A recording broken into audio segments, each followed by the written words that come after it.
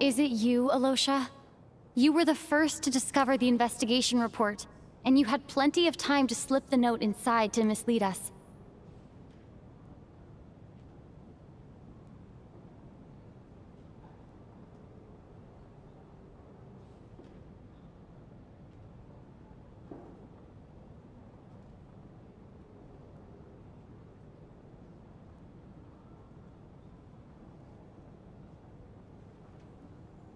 So? Surely you can't suspect me based on that alone. What if someone else found the investigation report first, slipped the note inside, and then put it back without telling anyone? There's no denying it. The note could easily have been slipped in much earlier than it was discovered. That's not all. I've also noticed that, although on the surface, Valeri, Mitya, and sometimes I were the ones taking charge of the situation, looking back now, even though you didn't say much, you were always subtly guiding everyone from the sidelines. What do you mean? You were the one who emphasized how dangerous it was outside and insisted we all stay here. It was also you who suggested that we all sleep in the same place. And earlier today, you tried to convince Ptashka to stay. I don't understand why, but it was out of character. So, you didn't understand my intentions, and now you're assuming the worst. Seems pretty unreasonable if you ask me. He still won't admit it? Fine. Let's see how he responds to the most damning evidence of all. The biggest question I have right now is, if the Grim Reaper is impersonating Alosha, then where's the real Alosha? When did they switch?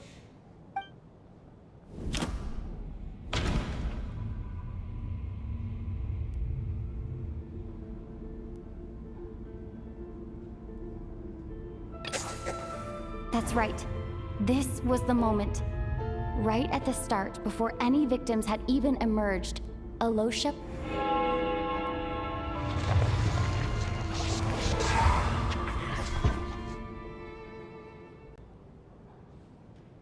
When all this began, right after the performance ended and the snowstorm began to pick up, no one suspected anything unusual. We just assumed we were snowed in. It wasn't until we discovered the bodies the morning after that we realized something out of the ordinary was going on. But it's clear now that the oddities actually started earlier than that, when Dimov walked into the snowstorm and never came back. Right. So Mr. Dimov was the first victim, not Sobolova and Torgov. And if we pinpoint that moment as the beginning of this incident, then one thing becomes clear.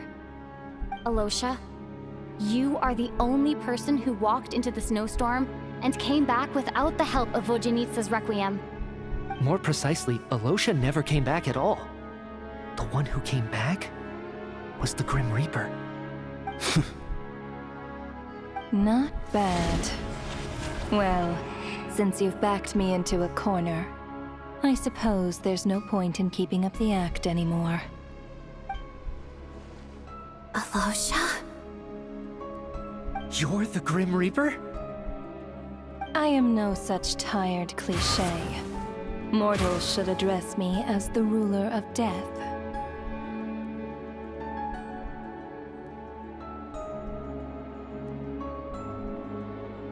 Before being wiped out for good, you identified the two deceased, and even sensed my presence.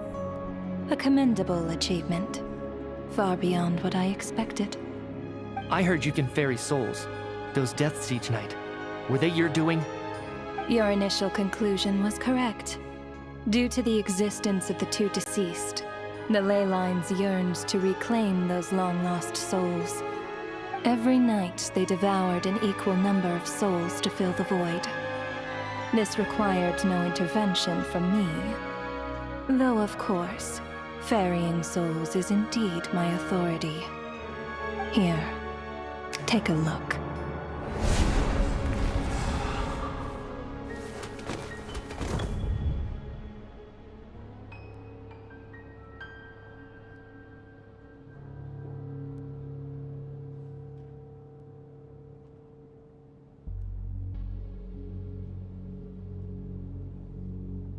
What are you doing?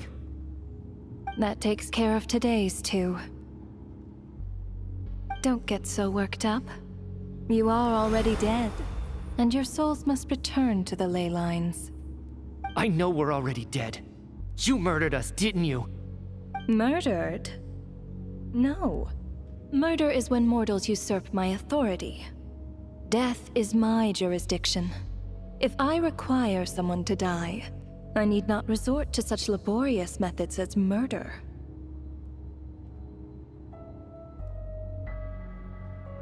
You simply met the criteria to trigger my curse of death. I know about the curse of immortality. So there's another death-related curse too? You cursed us? When? And why would you do such a thing? So often, humans pray to me, begging to know when their death will come, and what form it will take. But few people ask why. If you must have an answer, know that death comes simply because one's time has come.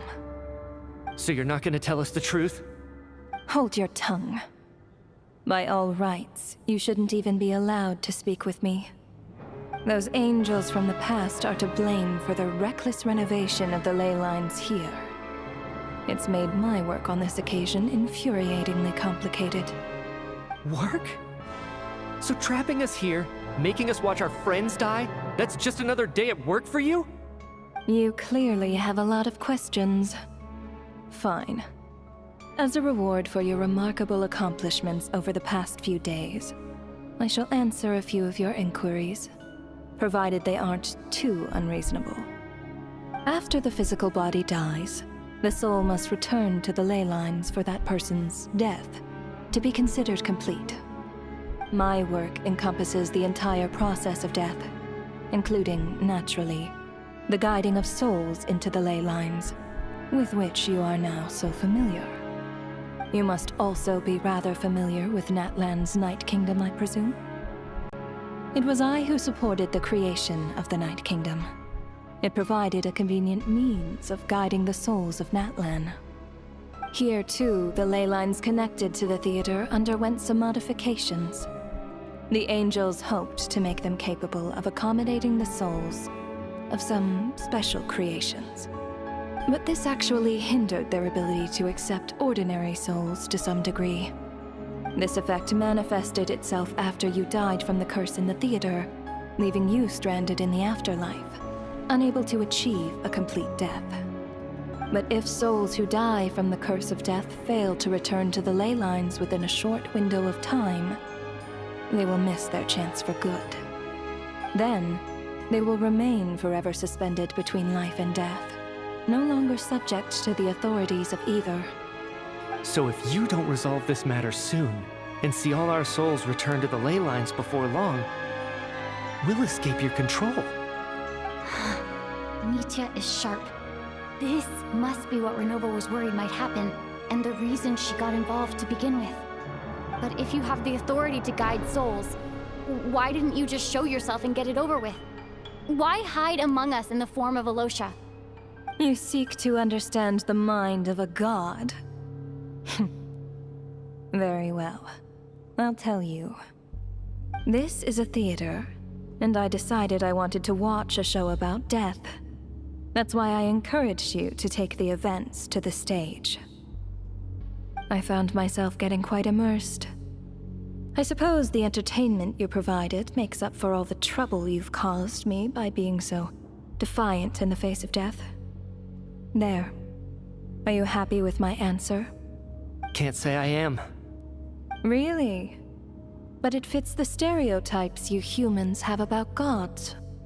Just moments ago, you were complaining about how infuriatingly complicated your work here has been. Work is work, I get it. There are times when it's a huge pain, but you just have to get it done, right? That's a rather unique perspective for a human. You are in fact correct. There is a pain point in this case. Due to the obstruction in the theater's ley lines, there is a hard limit on the number of souls they can receive each day, making it impossible for me to ferry all your souls at once. Revealing my identity too soon would inevitably have led to futile resistance, and there was a risk that any souls who chose to run would disappear.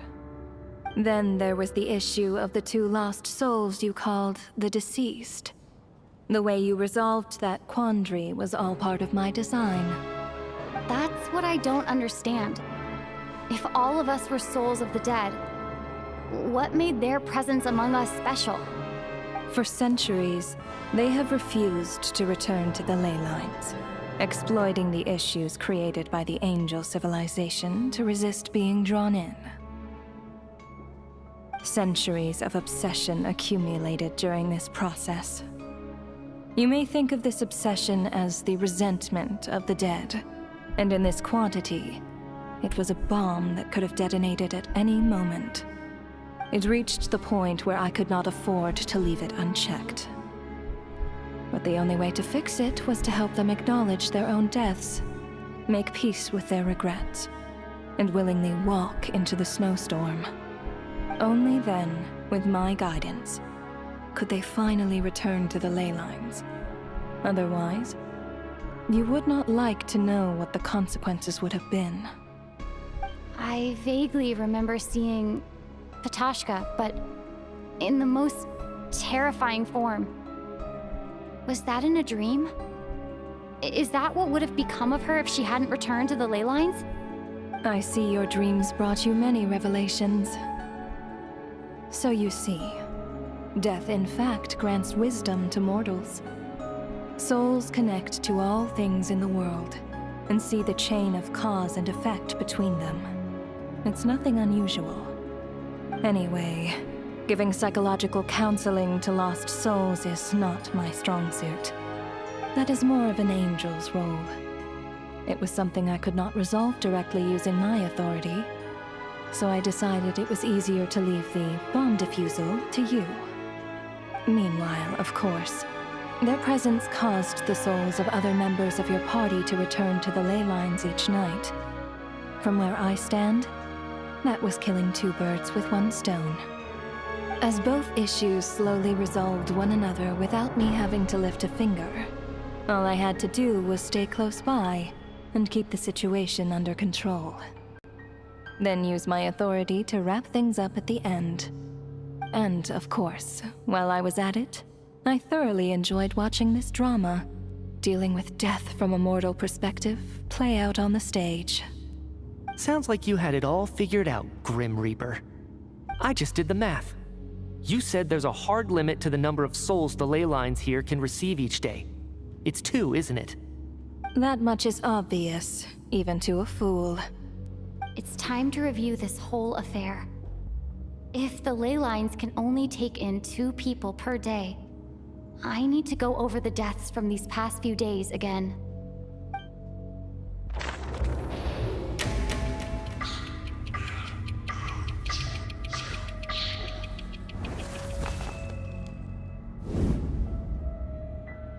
Looking back now, none of us had the faintest idea at the time.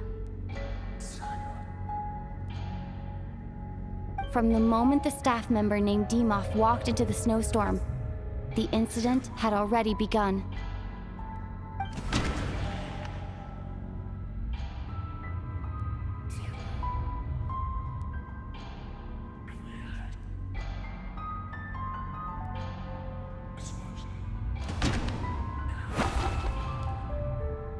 No.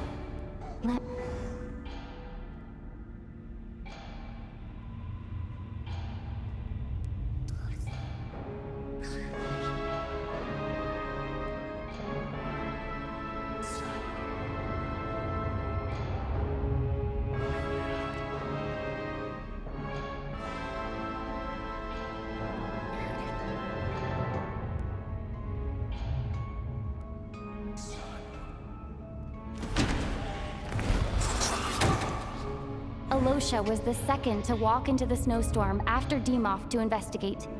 During this process, the ruler of death assumed his identity, making him one of the victims.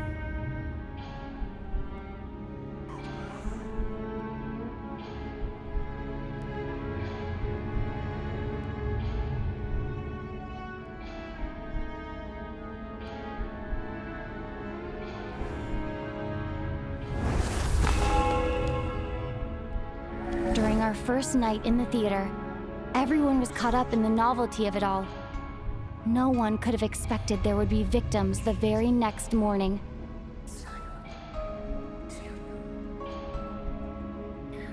Despite all the confusion, and with the help of hindsight, we finally began to realize that something was amiss with the snowstorm.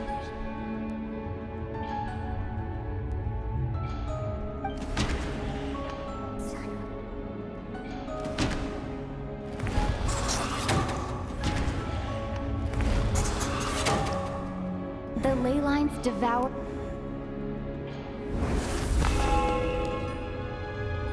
Odette and I spoke a lot that night. 3 people were on watch, but in the morning, we discovered that someone had fallen victim all the same.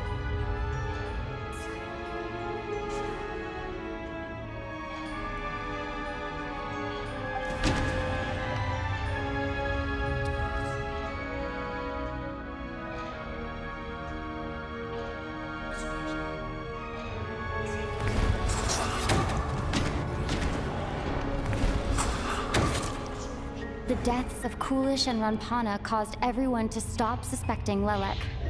Unexplainable phenomena occurred one after another, leading Mitya to suspect that...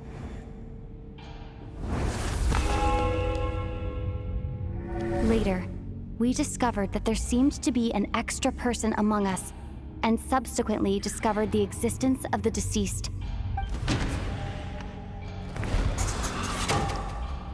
Mr. Schramm realized he was the deceased and walked into the snowstorm to return to the ley lines of his own accord. It turns out there really was a dead person among us.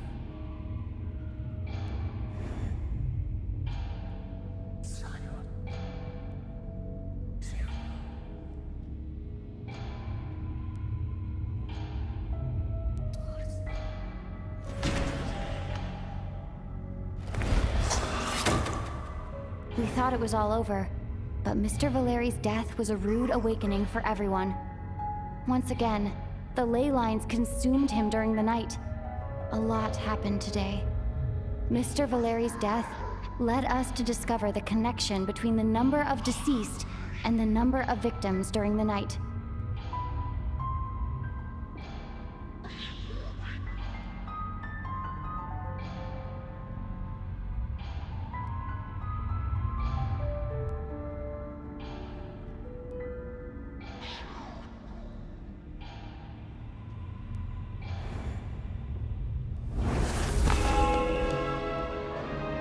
The fact that there was more than one deceased seemed to bring us back to square one.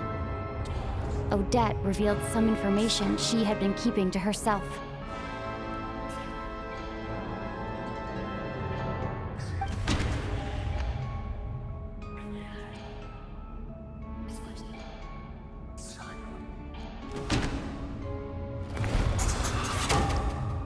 Vodyanitsa was swallowed by the ley lines in her sleep.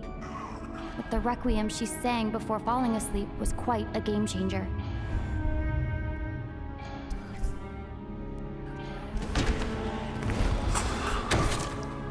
As it happened, Katashka filled the void left by Mitya's return from the ley lines by walking into the snowstorm this morning.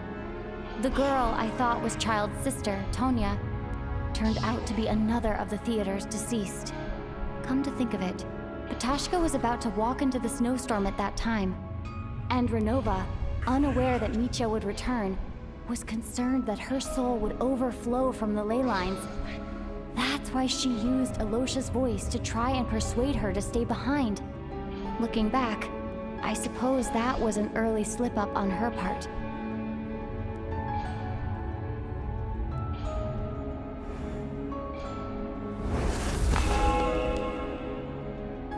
No one could have expected anyone who walked into the snowstorm to return. But just after nightfall, Mitya returned, bringing crucial information with him.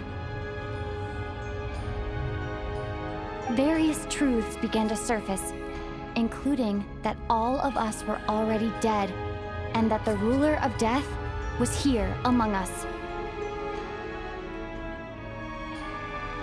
Then, after revealing her true form, Renova callously claimed 2 souls,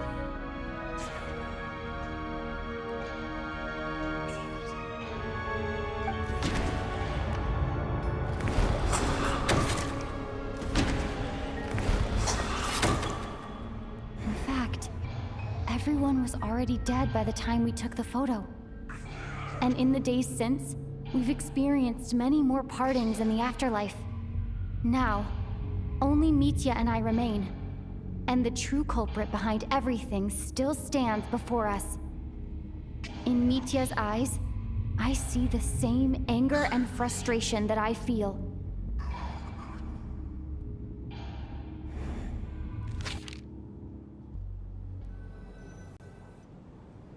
That covers everything. It's all clear now. Your work isn't finished here yet, is it? The Traveler and I are still standing here, safe and sound. The Water Imp's song threw things off a little, but it is of no consequence. The ley lines have already anchored your soul, and the first ray of light tomorrow morning will take you back. I, meanwhile, need to review my attitude towards the Water Imp race. So, the reunion in the night that Vojanitsa mentioned, I suppose that was never meant to be a permanent reunion. That just leaves you, Traveler. My power only allows me to temporarily separate your soul from your body. The ley lines of Tevat would not accept you. And your soul is firmly anchored to your body by your will. For a descender like you, who is not bound by Tevat's rules, your death can only be brought through the most violent of means, such as directly destroying either your body or soul.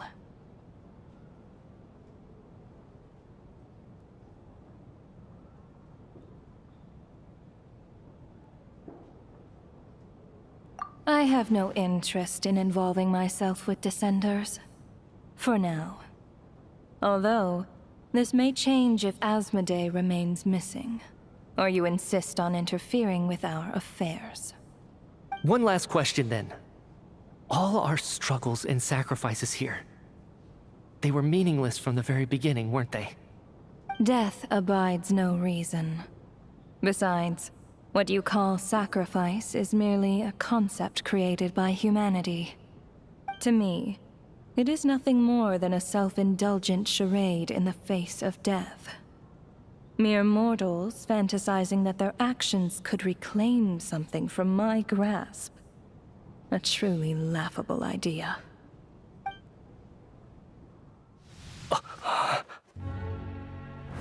Grim Reaper, you really know how to get on my nerves. I'm not here to ingratiate myself with you.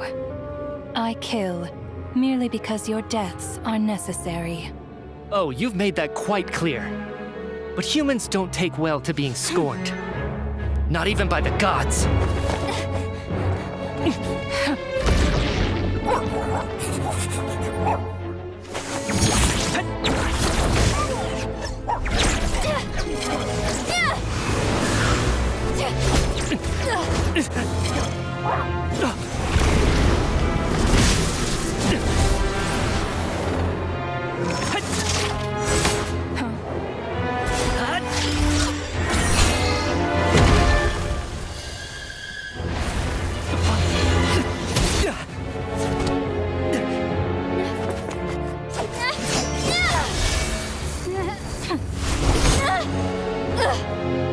This is futile. You must know that you are powerless against me in my own domain. I suggest that you save your strength. For what? Maybe we can't change anything. But if nothing else, we can at least teach you to have some respect for the dead. Audacious.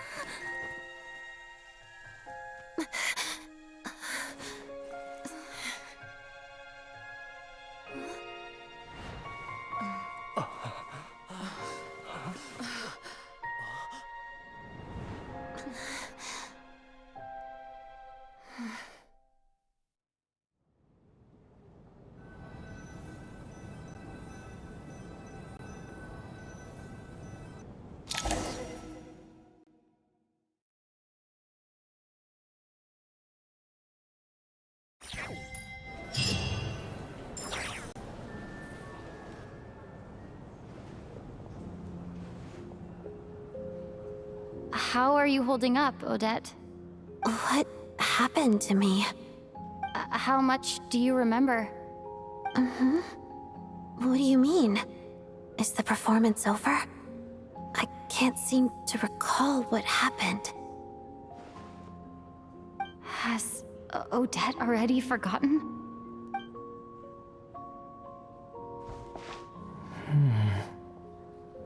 Mitya? Oh, I'm sorry. I guess I spaced out there for a second. Remind me who you are? Don't you remember anything?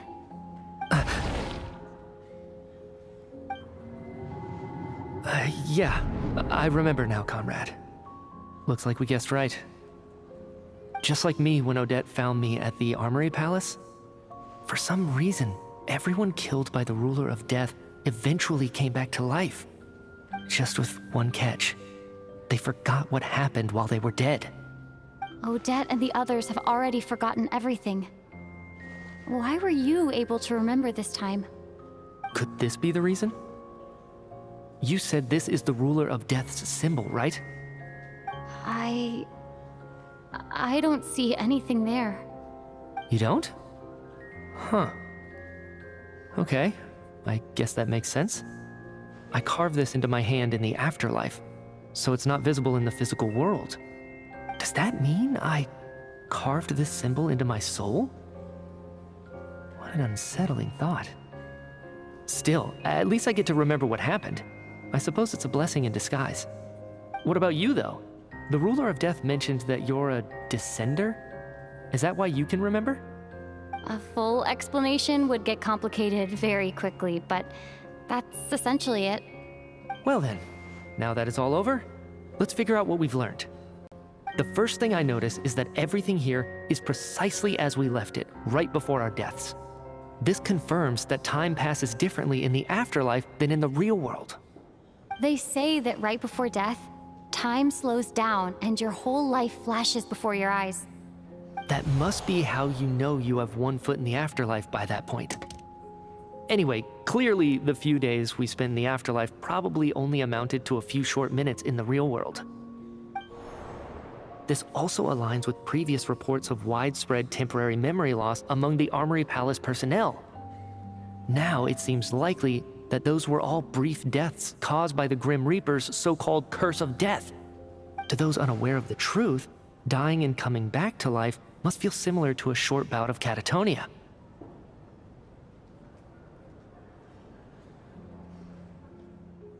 This leaves me with a couple big questions. What are the conditions that trigger this so-called curse of death? And why are we resurrected after we die? If nothing else, I think it shows that killing us wasn't her ultimate goal. We still don't know her true reasons for subjecting us to death. Right. This time only got complicated because of the situation with the theater's ley lines. That's why she had to approach it differently.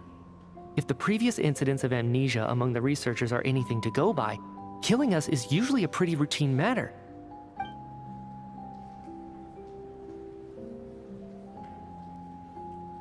Come to think of it, wasn't I about to note something down before I died? I can't remember what it was, but I think it was something related to my research project. Sorry, Traveler. I'll catch up with you again later. Right now, I have to make a trip back to the Armory Palace. Ma'am, if I may, no one of your description has ever shown up in my investigations into Mr. Mitya's friends. Yet, you two seem very familiar with each other. Could you perhaps tell me where he was in such a rush to get to? And, by the way, have we ever crossed paths? Forgive the presumptuousness, but I feel a vague and indescribable sense of familiarity about you. I can explain everything. Could you help me gather everyone in the theater in one place?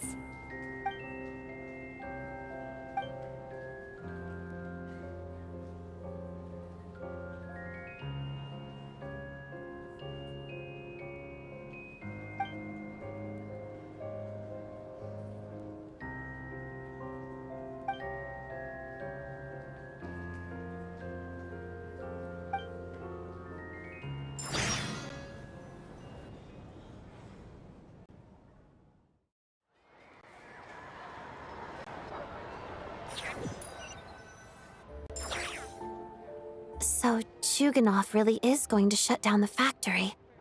I guess this theater incident actually did us some good after all. So, you said I promised to take you to the Armory Palace while we were in the afterlife, yes? I believe you. I think I even have a vague memory of it. Agreed. Let's check in on her first. The whole reason for our trip to the Armory Palace anyway is to figure out what's going on with her health.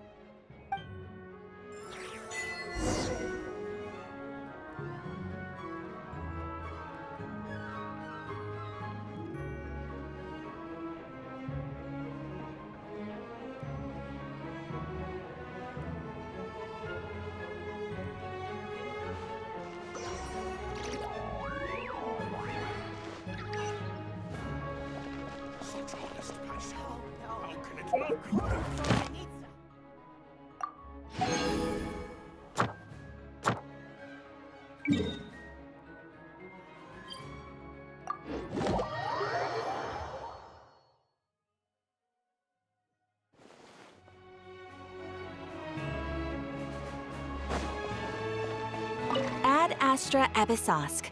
Welcome to the Adventurers Guild headquarters.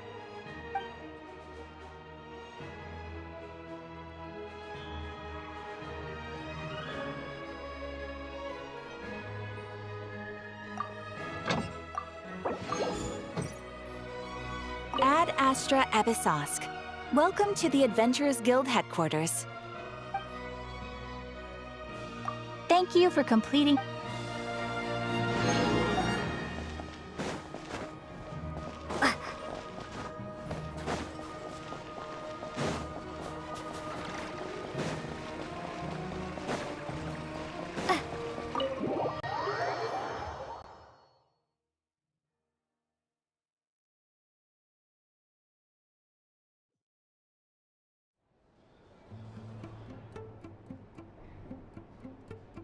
I'm finally back. Even though a long time has passed from my perspective, as far as Paimon's concerned, I probably just went out to watch a very short show.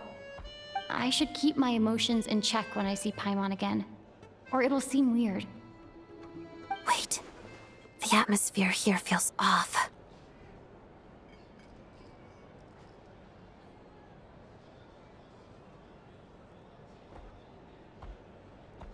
Shh. Stay quiet. Let's go inside and take a look.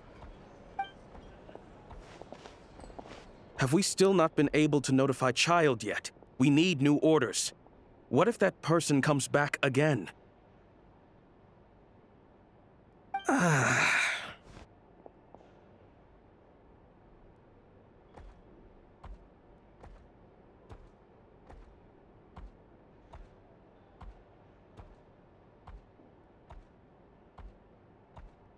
I'm so sorry. Under the circumstances, there was really nothing we could do. Tell me, what happened to Paimon? It was the Jester. He came here in person and escorted Miss Paimon away. He's the director of the Fatui. His authority supersedes all others and cannot be questioned. There was nothing we could do.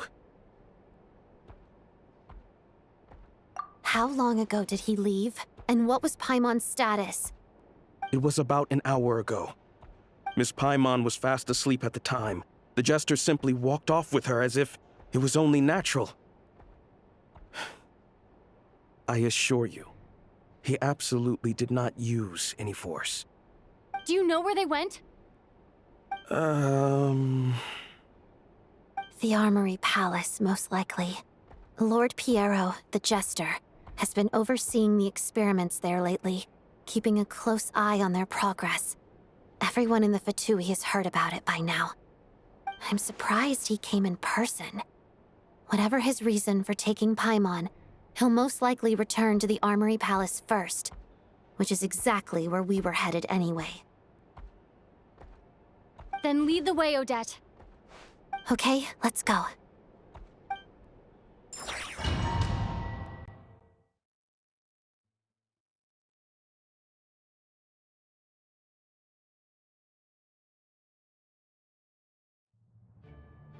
It's just up ahead. Quick, let's get inside. No, I'll go alone. You know I'm planning to force my way in. You're with the Fatui, so you should stay outside. I was hardly planning on taking you through the official channels anyway. I'm here to force my way in, just like you. I may be a Fatus, but I'm also Lelik, enemy of Project Stuja. Paimon's safety is paramount right now. With me around, you'll have an extra pair of hands. There might be devices inside that are easier for an insider to deal with. If you say so. Let's go. There's no time to hesitate.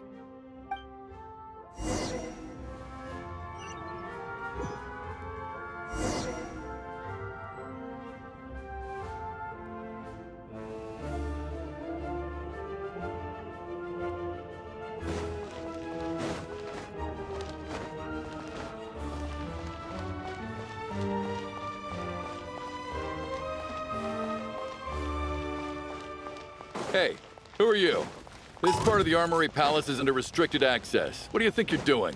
No questions, please. We're short on time.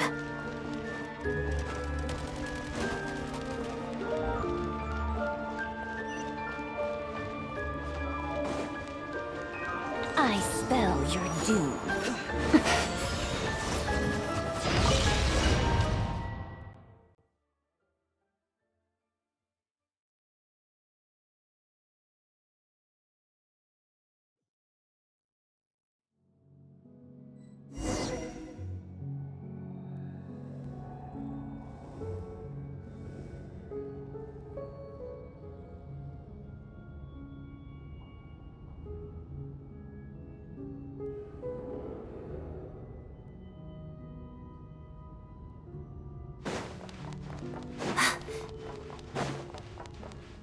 Do you have a pass? Where are you coming from? So, you're intruders, huh? Then don't blame me for what happens next! The Armory Palace is hidden this deep in?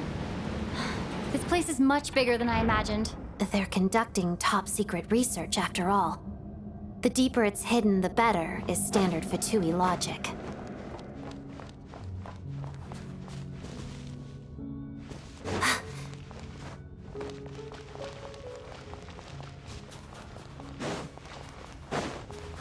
The style doesn't really look like the Fatui's handiwork, though. They must have requisitioned some structures from a past civilization. Intruders! Stay alert!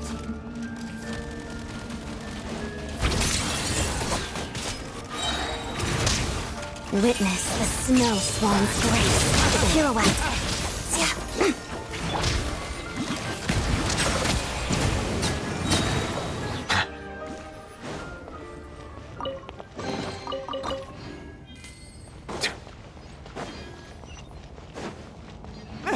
Intruders? Don't come any closer! Just what are you guys trying to do here? Short work of your skull! Condense! Encase! Big one! Shadow me. That's it.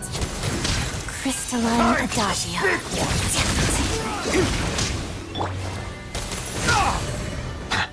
Bow your head.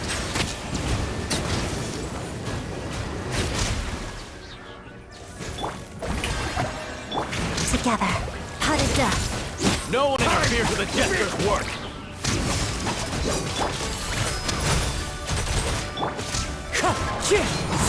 Wind Strider.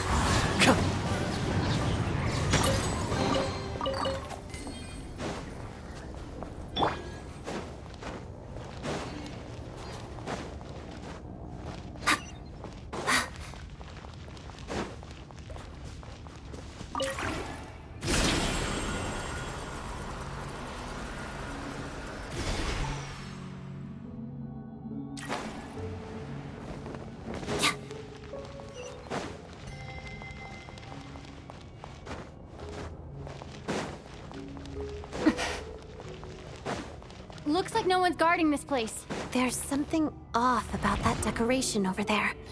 Look out! Let's deal with these before we move on. Still good.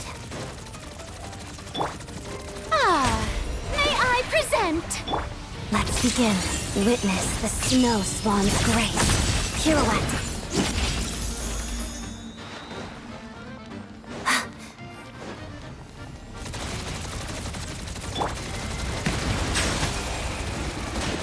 Let the mighty be humbled!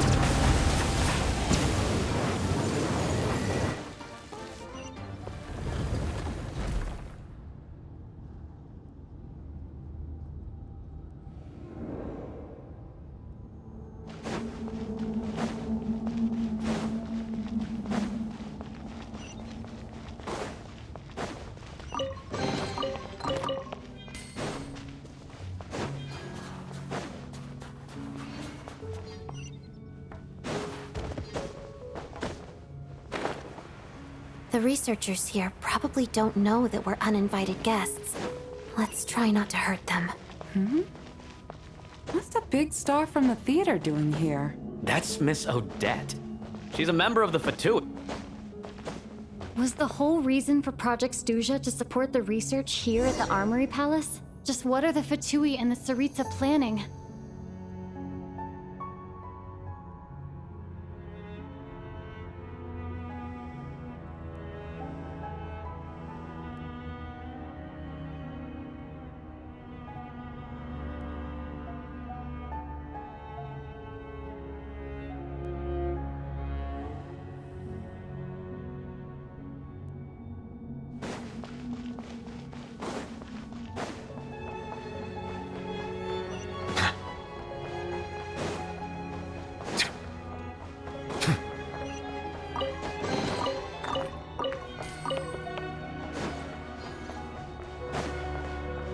Whoa!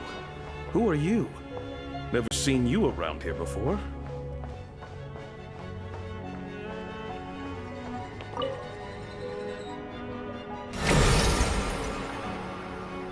I think I see some images. It's the prism's power at play, causing images of the past to reappear, albeit only as illusions. Let's make our way through here.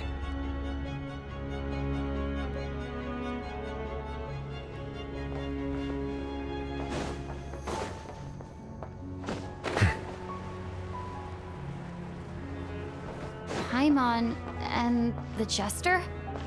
Is this another scene from the past? Yes. It looks quite old, though. I don't think it happened in the recent past. What's going on here? What happened? The source seems to be the Armory Palace. They must have started some large-scale experiment. Wait, what if this has something to do with Paimon? We need to hurry!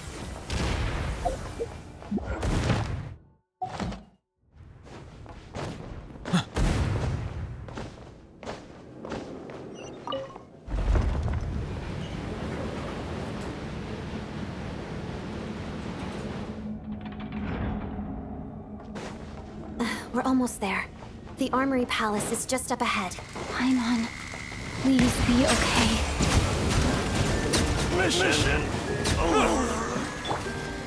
The show begins! Together, how to death. Time to shine! Into the wind. Clouds high. The birds come. Condense!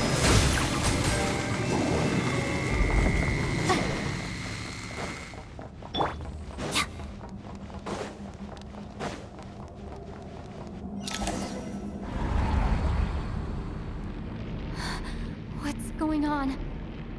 Wait, I remember this feeling. It's the curse of death. No, no, not now. Why is the curse of death striking again already?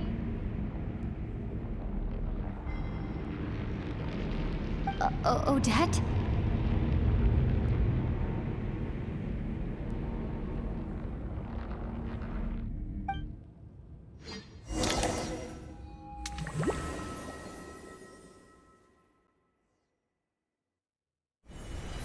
Is this the afterlife again? I need to find a way back to reality. Is that Odette's core Ignis? Could that be what just woke me up?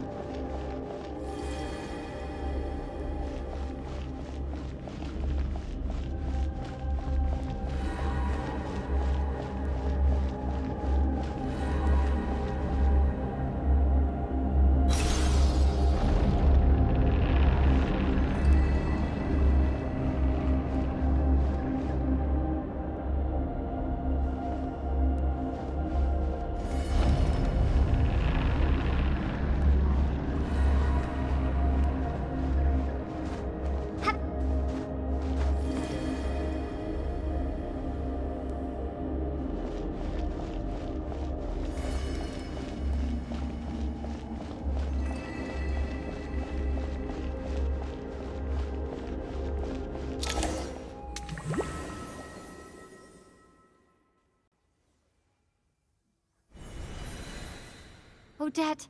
Odette!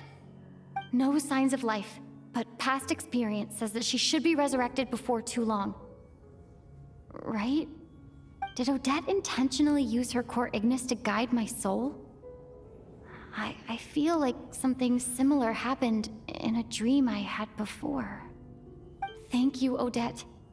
If not for you, my soul wouldn't have found its way back to my body so quickly, and I might not have woken up so soon. But I'm sorry. I don't have time to protect you.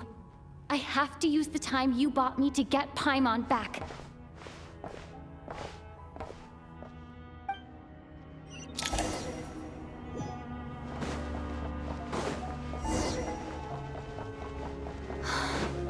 Sure enough, everyone here— Paimon!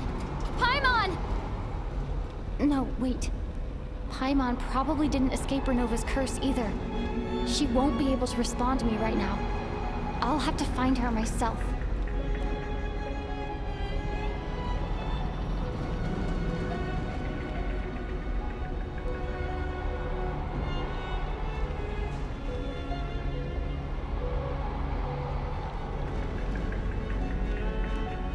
Nitya! Is this the laboratory he works in? What happened here to trigger the curse of death again so soon?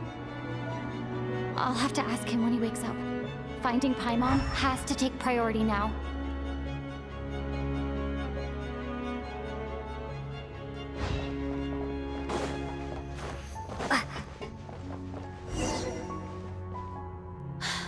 Found her! Paimon really is here!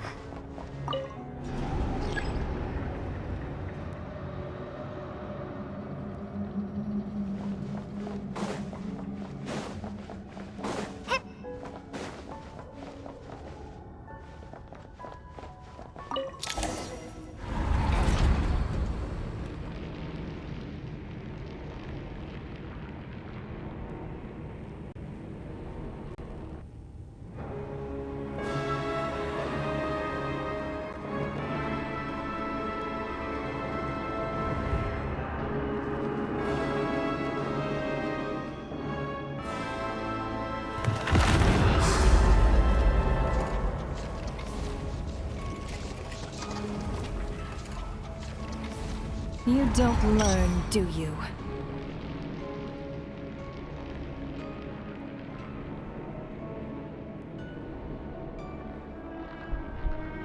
You've already been involved in one mass death, and now you show up at the scene of another. This might have passed for a coincidence the first time, but a second time? Am I to assume you are intentionally interfering in Snezhnaya's affairs?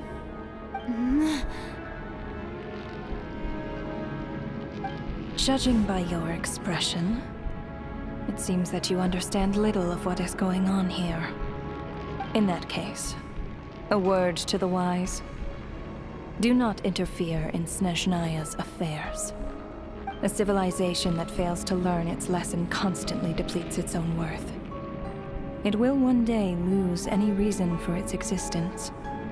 And as a descender, you are perfectly suited to be the lifeline to which a dying civilization might desperately cling. Consider your position carefully. No advice needed. I'll make my own judgments. Suit yourself. When the day of reckoning arrives, not even a descender can hope to escape unscathed. The time for resurrection fast approaches. The mortals here are not yet worthy to behold my form. So that will be all for today.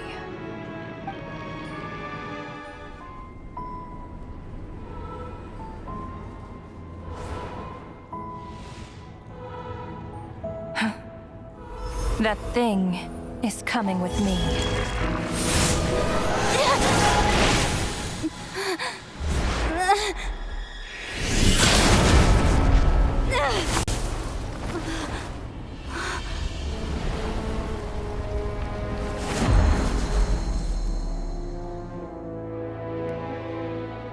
You awoke sooner than I thought. The curse of immortality is stubborn, unable to enter the ley lines, yet not content to remain a spirit. Ruler of Death. What do you want? You perplex me. Both you and you. That thing may be a creation of Celestia, but it possesses none of Celestia's power, let alone authority. Your obsession with it baffles me. No matter, the resurrection will soon begin. It's worthless anyway. I'll reclaim it next time.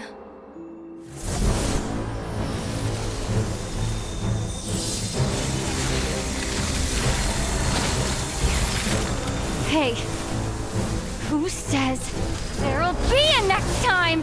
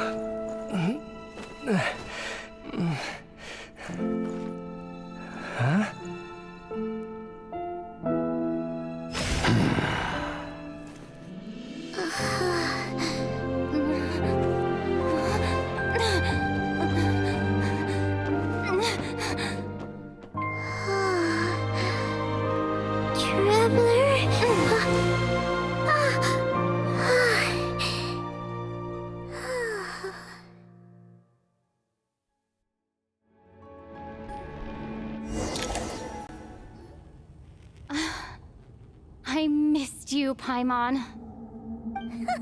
What are you talking about? We haven't even been apart for that long, have we? It was... different this time. You seem to be in pretty good shape. Yeah, Paimon's back in tip-top condition. It's the weirdest thing. Paimon fell asleep earlier, and when she woke up, she found herself here. The Jester and that guy talking to him used some kind of energy on Paimon, and she could kind of feel it canceling out that other thing that was making her feel unwell. So, Mitya helped too? Apologies for leaving in such a hurry at the theater earlier. I was in a rush to verify some theories. Rest assured that your companion is perfectly safe. We reversed the effects that the experimental energy had on her. The Jester specifically instructed me to do so. I suppose this is our first official meeting, Traveler. I could not let Paimon suffer in her condition for a moment longer, and so I simply took her without explanation. I hope you do not mind.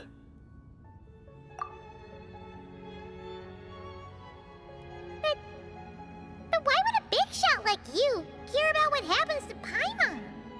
As I said when you first arrived in Snezhnaya, we once spent some time together. In the distant past. Oh yeah! You did mention that! And Paimon did think you seemed strangely familiar the first time we met. I'm afraid the reminiscing will have to wait. Mitya, let us continue with the report. What conclusions, if any, did you reach from conducting the final experiment of our energy research ahead of schedule? The good news is, my hypothesis regarding the Ruler of Death has been verified. As for the bad news, I recommend we suspend the experiments and Project Mistelton until further notice. Currently, we have no means with which to make a breakthrough. I say this purely as a scientist, guided by reason alone. I will trust your judgment. We shall put the project on hold until the ruler of death has been eliminated. Wait, what are you guys talking about? You want to get rid of Renova? Like, how? By killing her? By whatever means necessary, so long as it removes the threat she poses to us. Until then, everything we do will be in vain. After what just happened, I've ascertained Renova's goal.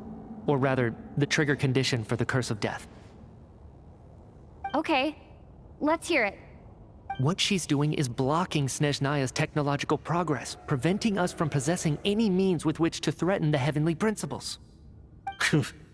Just like the little lapdog she is.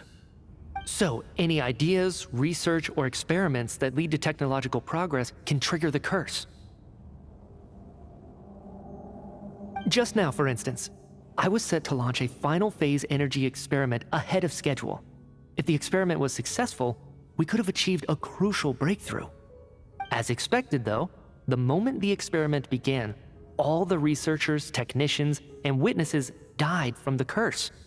All that effort, not to mention the energy and materials we relied on Project Stuja to gather for us, went to waste.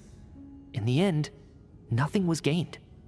Does that mean something similar happened when we were at the theater? That's right.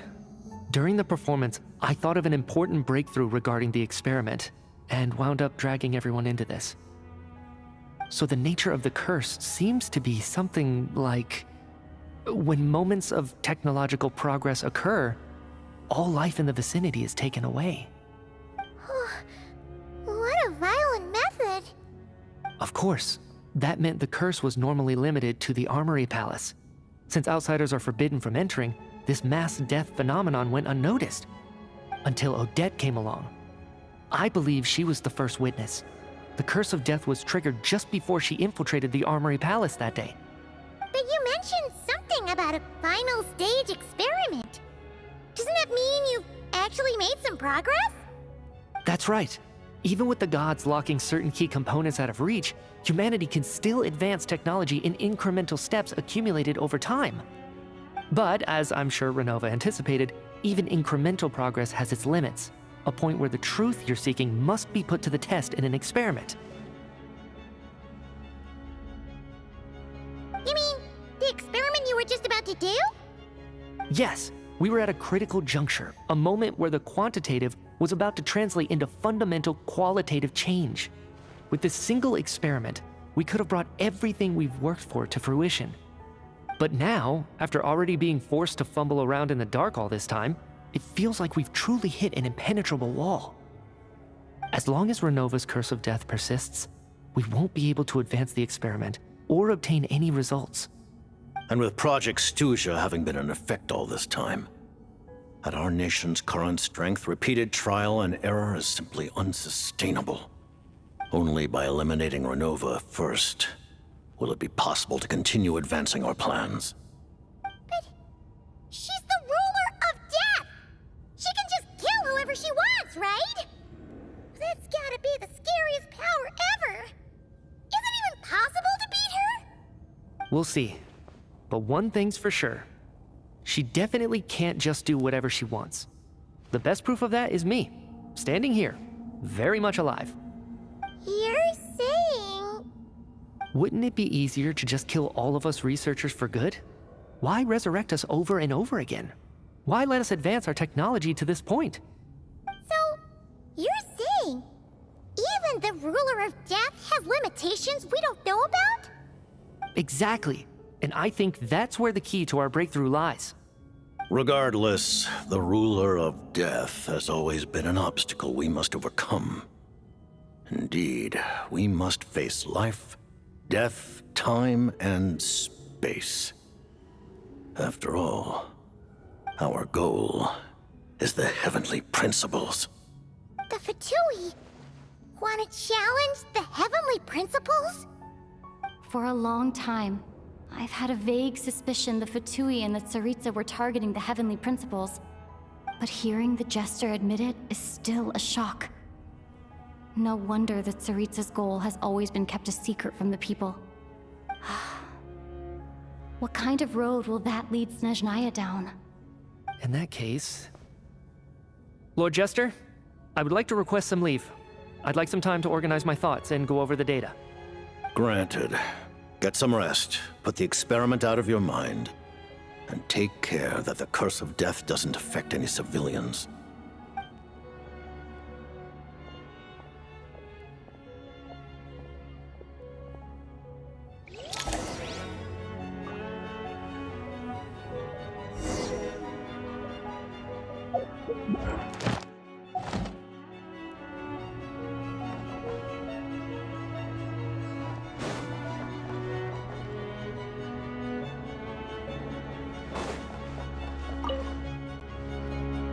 While there is yet time, allow me to offer you my hospitality, honored guest of Snezhnaya. Is there anything you wish to know?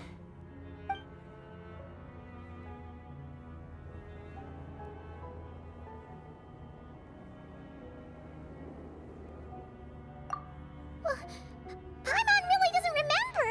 He's basically a stranger. You've got to believe Paimon.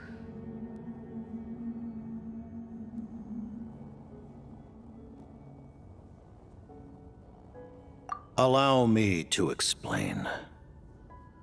The reason Paimon reacted to the anti-Celestia energy developed by the Armory Palace is because she comes from Celestia herself. More specifically, she is one of its creations. Paimon? A creation of Celestia? Oh, right. I was blinded by anger earlier, but thinking back on it, Renova also said that Paimon is a creation of Celestia, but she lacks Celestia's power or authority. As you know, the lunar fragments in Nodcry were pulled down from the sky using Fatui technology. But the first application of this technology was in Conria over 500 years ago. I used this technology upon the heavens, and the response I received was none other than Paimon descending from Celestia. I presented her to the Vinster King, but he took no interest in this gift, nor did it satisfy him. Paimon then took up temporary residence in my palace until, of course, the arrival of the Cataclysm. Wait, Paimon's a little confused.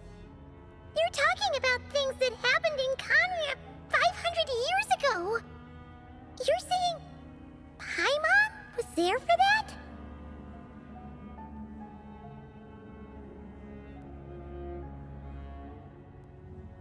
But Paimon doesn't remember any of that. Falling from the sky? Being given away as a gift? None of it.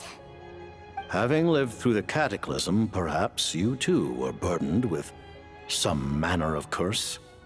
Although, losing your memories would indeed be the smallest price I've ever seen paid. But it's not just her memories from Conria. Paimon doesn't even know how she spent the last 500 years. She only has memories from the past few years. No matter how hard she tries to remember. What was Paimon like back in Conria? Did she know a whole lot because she came from Celestia? Was she super smart? Unfortunately, when you arrived in Conria, your consciousness was like that of a newborn infant. None could say what kind of being you once were in Celestia.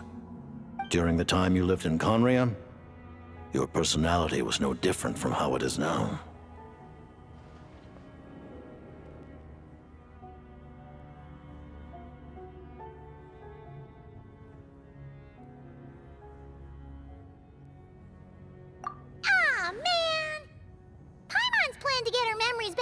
Super smart is ruined before it could even start. You know, even though Paimon lost her memories, she still feels weirdly close to you for some reason. That must mean you took pretty good care of Paimon back then, huh? On the contrary, I completely ignored your existence. I was entirely focused on my struggle against Thruptatyr the Wise. But now, as I see it, it is as if you are the only sane thing that survived that era of insanity, and thus are worthy of protection. Noted. Man, Paimon's gotta stop projecting friendship on everyone she meets. But, Traveler? Even though you know Paimon's some creation of Celestia now, you still want her, right? You're not going to abandon her?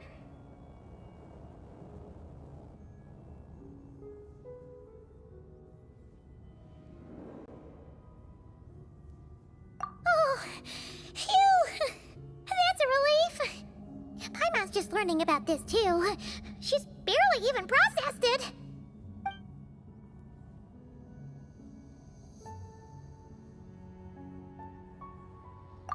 Her Majesty the Tsaritsa has embarked upon an expedition to vanquish a monster. Were it not for this, I imagine she would have been delighted to grant you an audience. Seems like the powers that be in Snezhnaya don't intend to hold my past conflicts with the Fatui against me. The Harbingers have been granted significant autonomy in retrieving the Gnosis. But by the same token, they do not completely represent Snezhnaya's official stance. You read my mind. Speaking of the Gnosis, Paimon's been dying to ask this question since forever.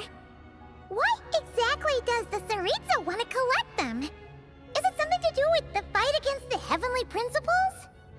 The Gnosis will undoubtedly serve as a key bargaining chip when she confronts the Heavenly Principles. Beyond that, you had best ask the Tsaritsa herself. I am not sure if this information is mine to disclose.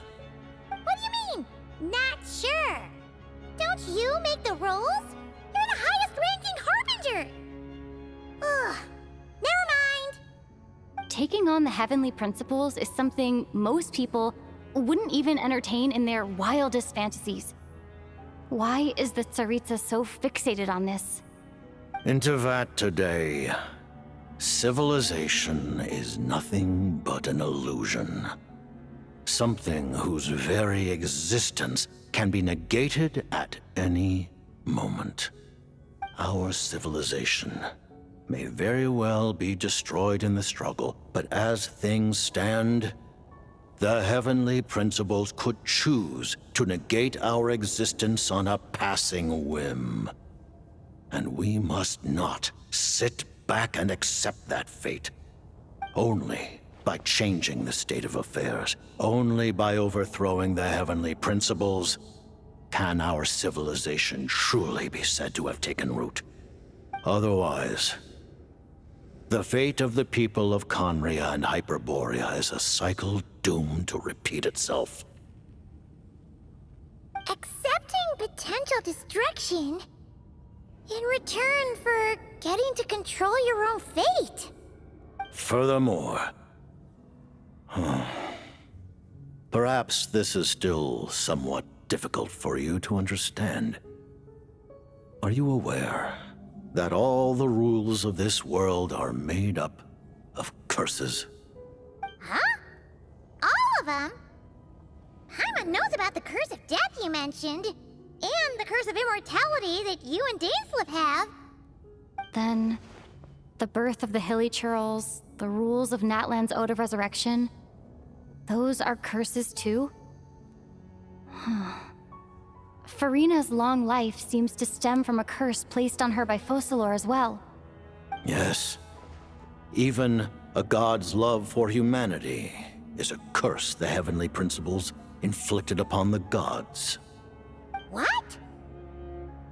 The Tsaritsa has always had ample reason to hate the Heavenly Principles.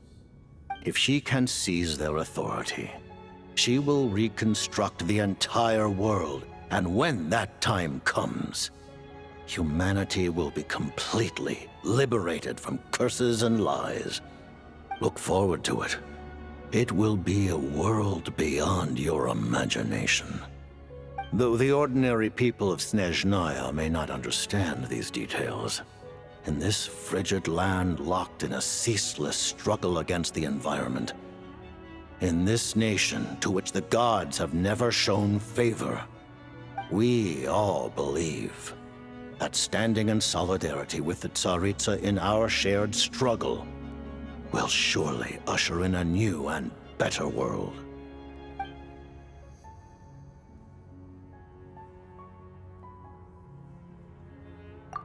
I remember hearing the term Mistleton from Columbina. Yeah! Paimon wanted to ask about that when the name came up just now. What is it?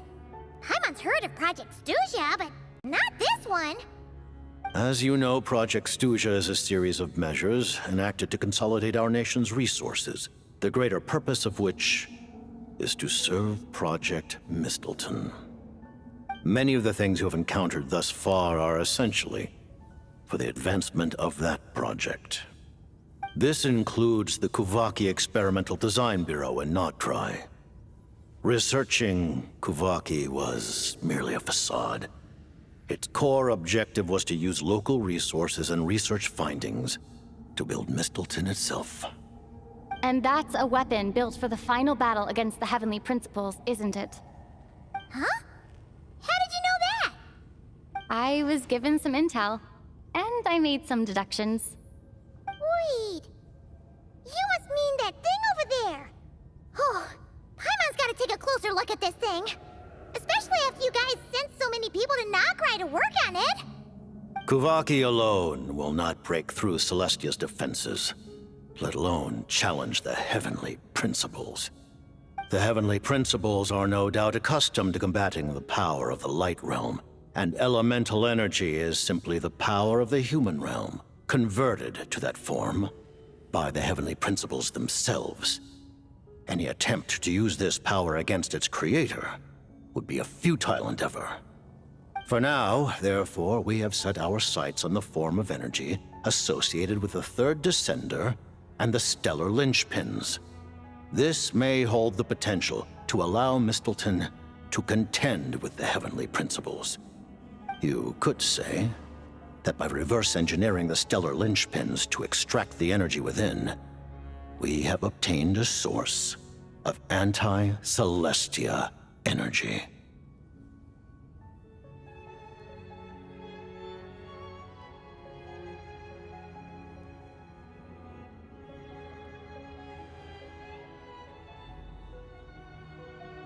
The Kuvaki Experimental Design Bureau, Project Stuja, and the new energy experiments. Huh. So, Project Mistleton is what ties it all together. And it looks like your plan is almost complete. No wonder the Ruler of Death came after you.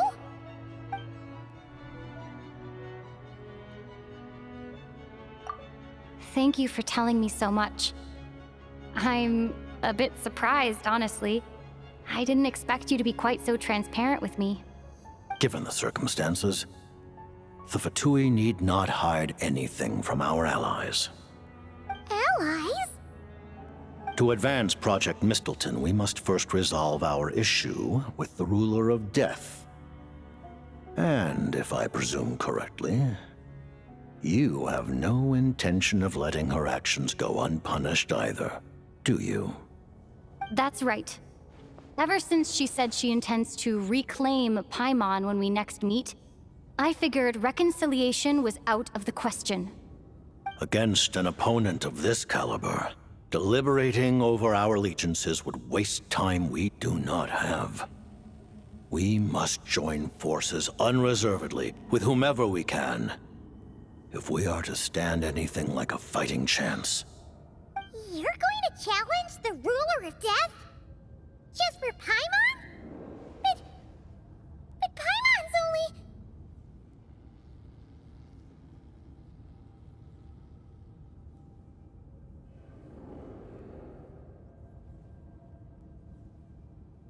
Thank you! Thank you! Oh, gee! Now Paimon doesn't even know what to say! Anyway, Paimon's super touched! The Tsaritsa will return in triumph in short order, and the Fatui shall hold internal discussions regarding the enemy. The time for us to meet again will come very soon. Got it. Thanks for your help with Paimon. I'll be sure to look after her for you. There was just one other thing. Well, it's just a request, really. Paimon really wants to see what this Mistleton thingy you're gonna use against the Heavenly Principles looks like. Of course, Paimon knows it's top secret and stuff, but she just had to ask. It's okay if the answer's no. Certainly you may. Oh, for real? Actually, maybe it's best not to. What if Renova suddenly pops up again? She might take this chance to... While the technology is not yet fully developed, it has nevertheless reached the stage where Celestia's creations are unable to damage it. In that regard, you may rest assured. Oh. Wow. No wonder Paimon felt so out of sorts recently, even though it was super far away. Alright then! Paimon's ready to take a sneaky peek at this top secret super weapon!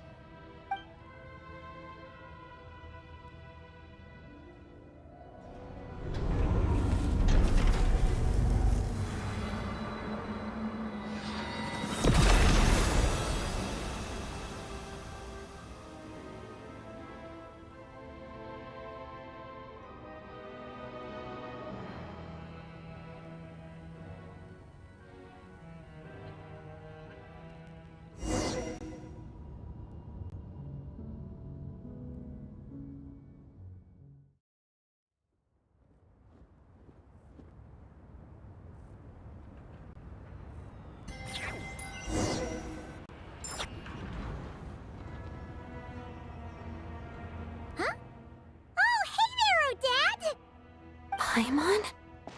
You're okay. Thank goodness. You look well. Have you recovered? Long story short, yep, Paimon's all better. What are you doing here? Were you waiting for us? That's right. When I woke up, I wanted to go in after you, but the guards had woken up as well. It would have been tough to take them on alone, and there was no easy way to sneak past them.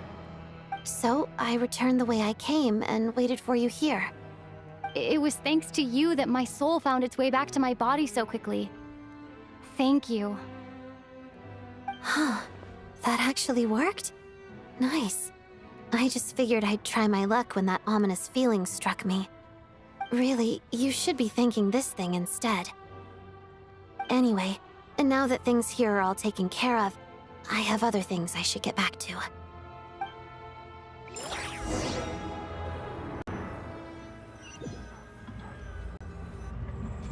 Ah, Director Chuganov, you're back. We just received notice that Project Stuja has been suspended, so we've convened an emergency meeting. This is the preliminary plan. In addition to expanding production capacity, we've also discussed feasible layoff plans to optimize revenue and expenditure structure. Our calculations indicate that the factory's profits will increase by at least 30%. Just give the word, Director. That won't be necessary. Leave the energy for those who need it. Whether they use it just to get by or to run a business, that's up to them. Start preparing to halt production and lay off the staff. Make sure the workers are able to land on their feet and that they are duly compensated. Thank you all for your hard work during this time. Am I hearing you right? Why? After all the tough times we made it through, now is exactly when we should start to turn a profit. I just suddenly don't want to do this anymore. Huh. Does there have to be a reason? Iskra, it's time to rest. Dear esteemed members of the Rokot, given the effects of Lelik's radical actions upon our organization's reputation and social stability, a decision has been made to permanently withdraw this codename from use. Considering that Lelik did what they did for the benefit of the people, the Rokot has nevertheless negotiated with the authorities, ultimately securing a waiver for all penalties due to them. Lelik will be suspended for a period of time. Depending on their future performance, they may be allowed to adopt a new codename and continue acting as part of the Rokot. The purpose of this notice is to remind everyone once again that motives and methods are equally important when one operates in the shadows. Even with Project Stooge's suspension and our interim operational victory, we must guard against complacency and rashness and work to consolidate the progress we have made so far. We act only for the greater glory and solidarity of our nation. May the aurora shine ever on, and the tundra always stand firm. We act only for the greater glory and solidarity of our nation. May the aurora shine ever on, and the tundra always stand firm. Looks like it's finally over. You mean for us? Just thinking out loud. I've never seen the Snezhna Gradvecha so lively before.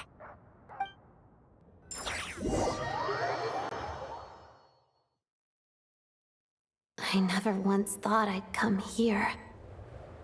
But I understand everything now, Rosaline.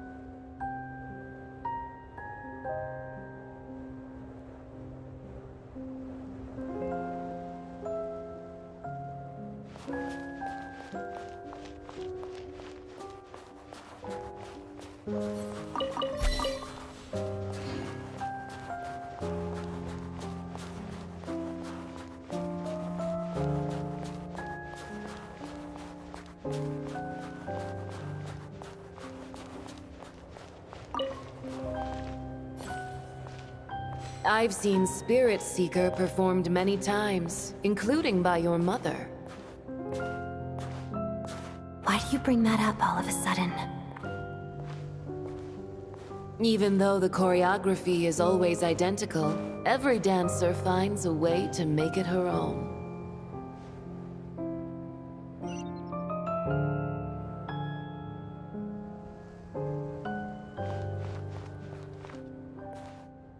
So you actually want to talk to me about ballet? I just think it would be a pity if the dance was lost to history.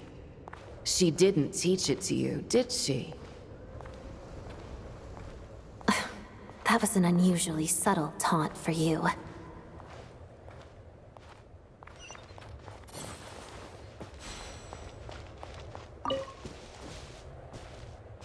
We embraced one another on the snow-swept plains, melting the ruthlessness of time. But when our bodies, in pieces, are cast to the winds, what of our love will remain behind?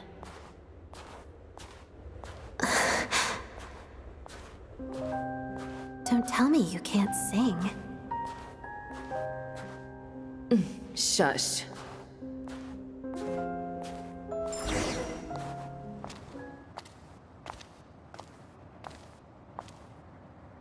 I understand her hatred. The Fatui robbed her of the life she should have had. I never opposed her dancing. Yet still I became an enemy of her ballet. I'll just keep my distance.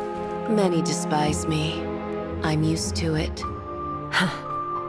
You're certainly not one to shy away from confrontation. But children, they need a different approach. I'm hardly the most maternal figure. Yet, she is a child.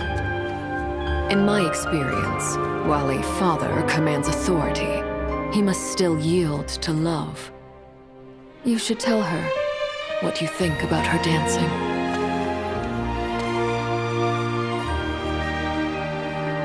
Odette will soon take the stage at the Koralyevsky Theater. This could be your chance. Geonosis secured. It went smoothly. I'll be there. Have them send me an invitation.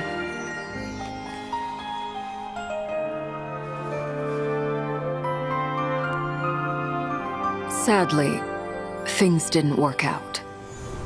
Her final words are inside that block of ice. This? Aren't these for monitoring her subordinates? Not yours. This one isn't her witch's flame, but my two worlds' flames. The two worlds' flames can burn away memories. It was my parting gift to Rosaline.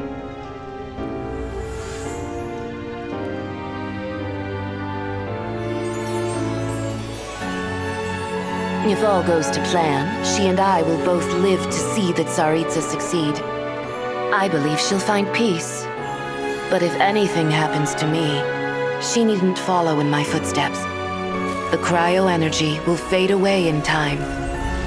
Then the two worlds' flames will burn away all memories of the Fatui. She'll be free to dance. She deserves this. I will handle the aftermath. The choice is yours, child.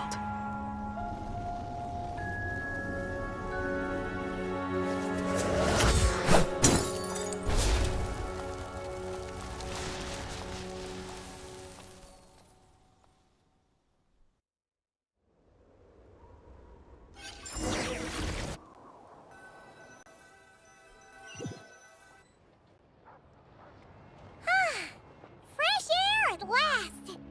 Paimon's head isn't spinning anymore, and the fever's all gone. Paimon's finally free to fly again! Oh, it's nice to finally know where Paimon came from, too. It did make Paimon a little nervous at first, but it's such a relief now. Like, who cares if Paimon's a creation of Celestia? She's probably not anyone that important. Probably just the fairy of food and fun or something. And like you said, this doesn't have to change anything between us. You're not gonna just... Hey! Hurry up! Why are you walking so slowly? You've spent the last few days lying in bed and stuffing your face. I didn't think you'd be able to fly this fast. Says who? Paimon's as agile as ever. They don't call her White Floaty for nothing. Paimon originally wanted to check out the bookstores in Snezhnograd, but she's more in the mood for flying around right now, so let's save that for later. Wait, they've got light novels from Yai Publishing House here too. Huh? And this is Paimon's favorite mystery story from Fontaine. Wow, it got a sequel. The local Snezhnaya books look pretty interesting too, but also kind of heavy. Not the easiest things to look around. I thought you were in the mood for flying around. Paimon can read while she flies. Hey, look at these two dolls. Which do you like better?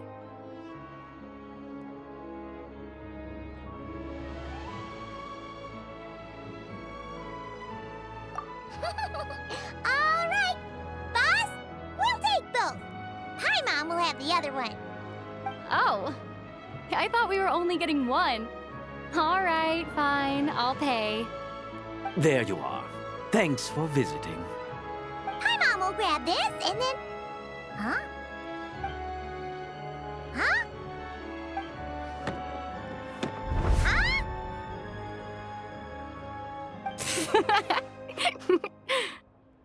How many layers does this thing have? And what are you laughing at? Huh. You knew all along, didn't you? A whole bunch of people are gathered over by the plaza. Hey, look! That looks like Tartaglia! Hey, Tartaglia! I know that voice. Of course. If it isn't Paimon and my old comrade. You're looking well, Paimon. All better? Yeah! The Jester knew I was wrong and fixed Paimon right up! Thanks for sending someone to keep Paimon safe, too. Oh, yeah. About that. That was kind of embarrassing. Who could have known that our director would go looking for you in person? So sorry for the misunderstanding. Oh, right. Let me introduce you. This is my little sister, Tonya. Hello, Tonya. Hello. Firstly, I'm really sorry about my brother. Sounds like he's caused you no end of trouble. Hey now, why'd you have to start with that? Not that it isn't true, of course. So she's the real Tonya. She said you two didn't manage to meet up at the theater. She waited ages for me, and when I didn't show, she got a little worried and went outside.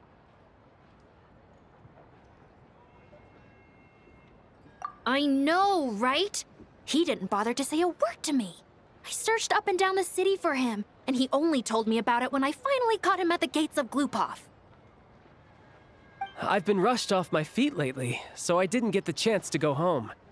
I just figured the Traveler would fill you in when she got there. Well, the snow was bad, and you're never late. So I was really worried about you. How was I supposed to know that you'd stood me up? I'm sorry, Tonya. I really am. I'll make it up to you somehow. Just... please don't tell Mom and Dad. Although the mix-up led to a series of misunderstandings, it's probably for the best that the real Tonya didn't get caught up in that mess. Besides, it's obvious that Tartaglia isn't usually one to break a promise. He only gave his ticket to me because he had to look into Lelek.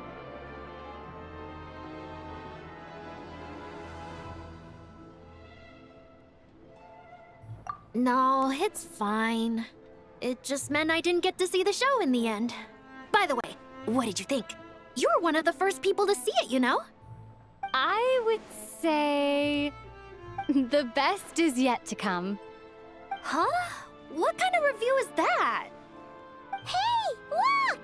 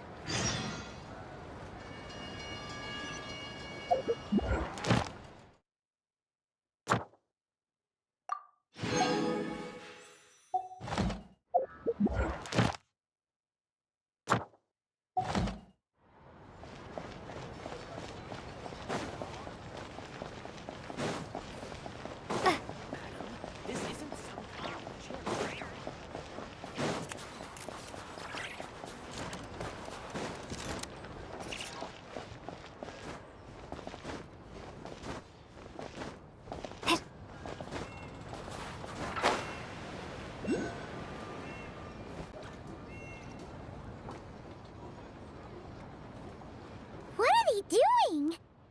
Ready? Go!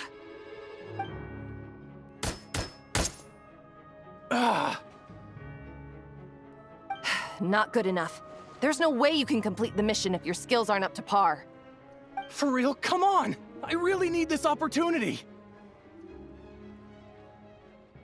I'm sorry, but this is a matter of life and death. We cannot entrust such a dangerous mission to unqualified personnel. Next! Looks like they're recruiting some crack shots.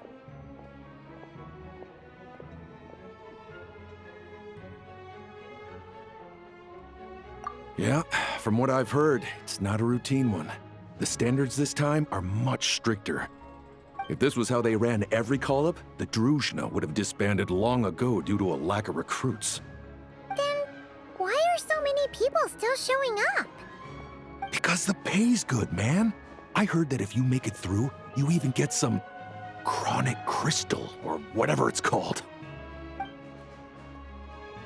Next! I'm up. Coming! Crystal, huh? That stuff's in high demand. Are they really just dishing it out to new recruits?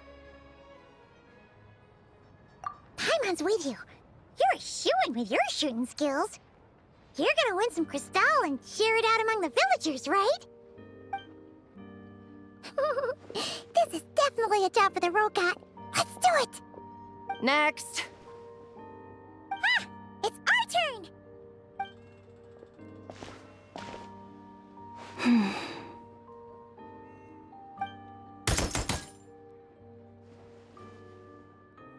Pass! Oh, yeah! Pardon my curiosity, but have you entered the Shadow Realm before?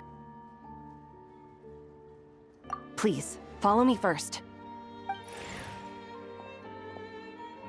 Judging by the look of your firearms, you must be familiar with the Shadow Realm, and well aware of the dangers within. My superiors would like me to send some personnel into the Shadow Realm to eliminate the danger and prevent it from affecting the outside world. With this device, we can transport you right into the target zone. After that, all you'll have to rely on are the abilities you've just demonstrated. So, that's what this mission is! Yeah! Is there any Crystal to be had? You must have heard the rumors spreading among the applicants. It seems that's what they consider the highest reward. In fact, the terms I am authorized to offer state that, in addition to the highest level stipend, you may requisition a batch of supplies needed to complete your mission. As long as it's within the Druzhna's power, we will prioritize procuring it for you. In that case, we're gonna want some Crystal! That can be arranged. But could you tell me exactly what you need it for?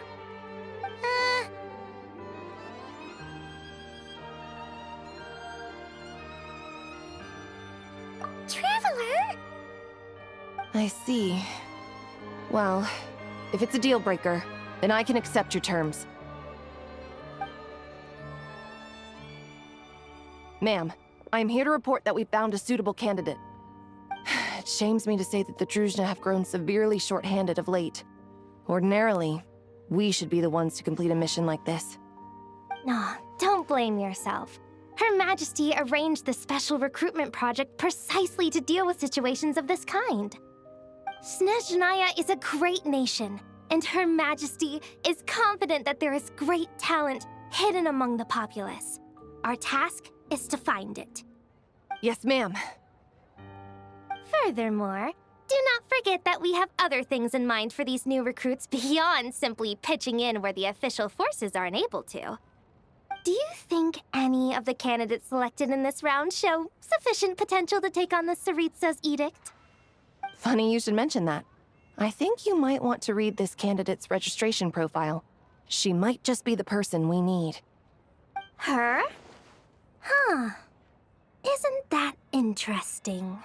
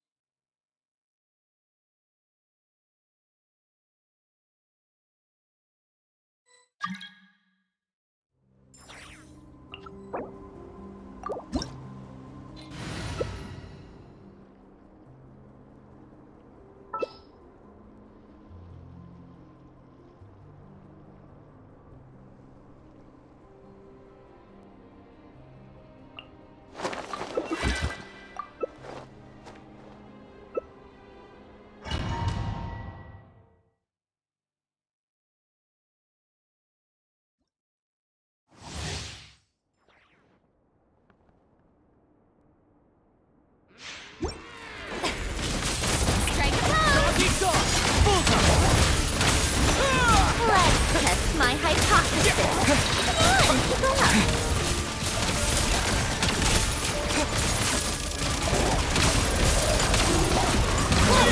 Echoing song! Yoo-hoo!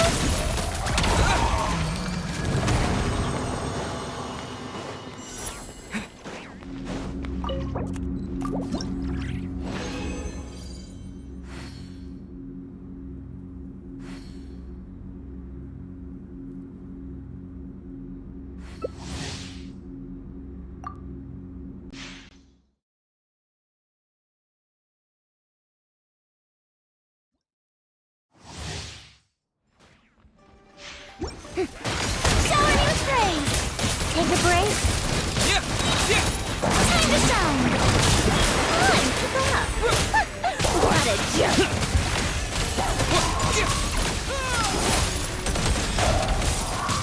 And hey! One down!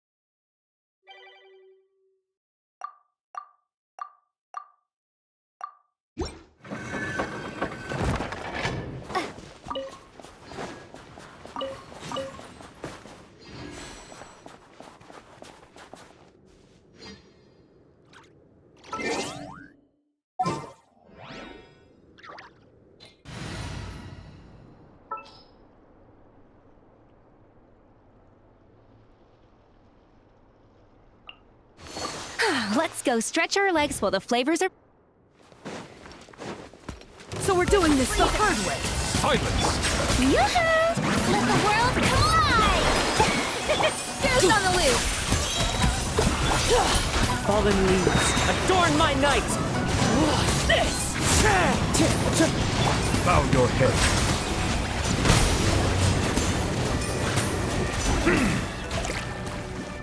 The tides beckon.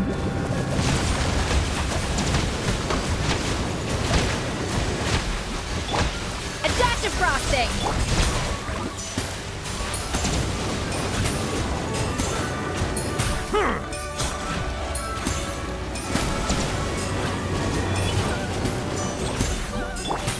Shower me with praise! Let my name echo in One with nature. A little amuse boost!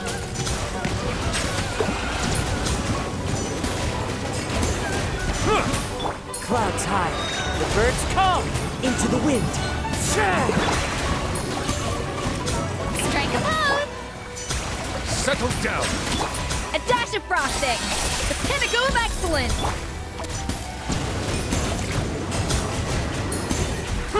Let the mighty be humbled.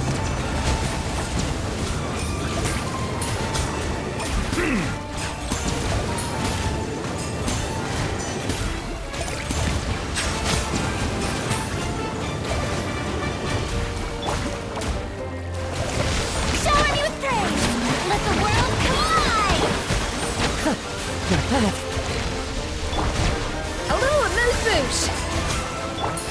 Silence! Piercing ice!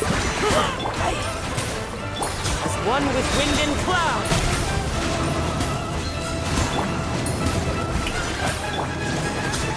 Off to the freezer! Bow your head. Be sanctified.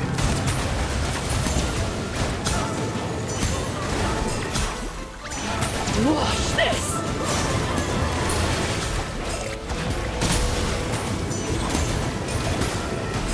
Settle down.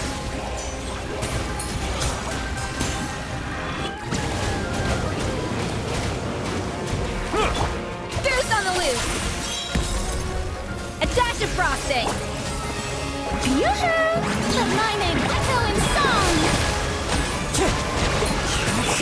Silence! The tides beckon.